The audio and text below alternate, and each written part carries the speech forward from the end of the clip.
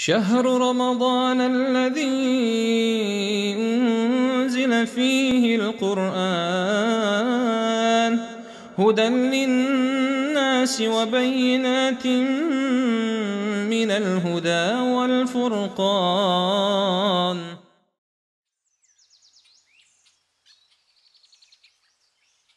Bismillahirrahmanirrahim. Assalamualaikum warahmatullahi wabarakatuh.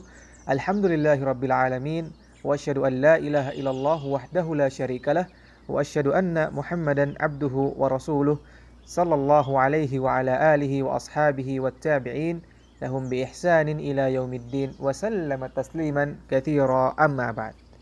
Saudaraku dimanapun Anda berada, mutiara hikmah selalu ada dalam syariat Islam yang sempurna ini, termasuk di dalamnya permasalahan dalam pernikahan, di mana tujuannya adalah suami dan istri bisa menikmati hidup bahagia bersama dan masing-masing merasa tenang dan tentram, asal semua pihak mau menjadikan syariat Islam sebagai standarnya, bukan perasaan masing-masing.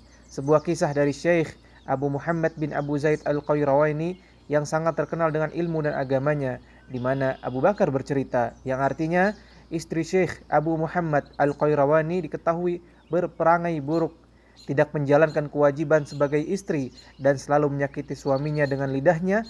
Orang-orang banyak yang heran dan mencela sikap sabar dari Syekh Abu Muhammad tadi terhadap sang istrinya.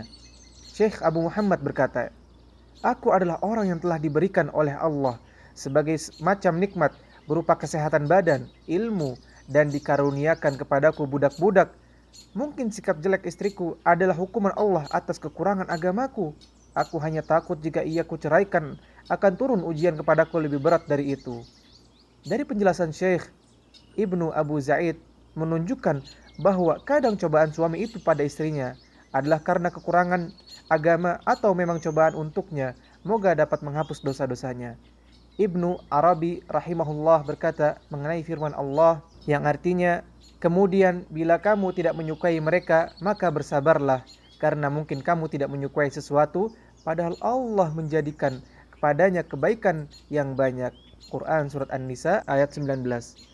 Maksud ayat ini adalah, jika seseorang mendapati pada istrinya hal yang tidak ia sukai dan ia benci, selama ia tidak melakukan perbuatan fahisyah atau zina dan nusyus atau pembangkangan, bersabarlah terhadap gangguannya dan sedikitlah berbuat adil, karena bisa jadi seperti itu lebih baik baginya.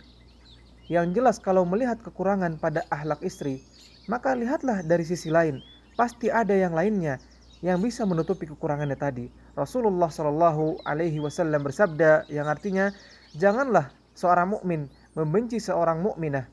Jika si pria tidak menyukai suatu akhlak pada si wanita, hendaklah ia melihat sisi lain yang ia ridhoi. Hadis riwayat Muslim. Yang dimaksud dengan hadis di atas adalah, jika mendapati pada istrinya suatu kekurangan, janganlah membencinya secara total walaupun akhlaknya ada yang jelek. Di sisi lain, ia memiliki agama yang bagus, ia cantik, ia afifah atau menjaga diri dari zina, atau ia adalah kekasih yang baik. Demikian kata Imam Nawawi rahimahullah dalam syarah Sahih Muslim. Imam Al-Ghazali rahimahullah dalam Ihya Ulumuddin berkata, bersabar dari kata-kata yang menyakitkan yang keluar dari mulut para istri adalah salah satu cobaan para wali. Mari kita jaga amanah-amanah yang telah Allah berikan, dan posisikanlah diri kita pada posisinya dengan ilmu dan amalan sebagai suami, sebagai istri, sebagai anak, dan sebagai hamba Allah Azza wa Jalla. Serta senantiasalah memohon kepada Allah pada malam hari, terutama pada saat menjalankan sholat malam, dan perbanyaklah doa di bawah ini. Rabbana hab lana min azwajina wa dzurriyyatina qurrata a'yun waj'alna lil muttaqina imama. Ya Rabb kami, anugerahkanlah kepada kami istri-istri kami dan keturunan kami sebagai penyenang hati kami, dan jadikanlah kami imam bagi orang-orang yang bertakwa. Quran Surat Al-Furqan ayat 74. Semoga generasi Rabbani dapat lahir dari keluarga-keluarga kita yang menegakkan Islam secara kafah, menjadi umatnya Rasulullah Sallallahu Alaihi Wasallam sampai akhir hayat. Amin. Semoga Allah Azza wa Jalla menjadikan kita semua menjadi hamba yang mendapat anugerah tambahan dalam Ramadan kali ini, dan menjadi starting point menyegarkan kembali rumah tangga yang dijalani, menggugah kaum muslimin dan muslimat untuk segera membangun rumah tangga berdasarkan syariat bagi yang bersendirian, berniat menjalankan sunnah membangun umat. Hadza wallahu a'lam bissawab. Wassalamualaikum warahmatullahi wabarakatuh.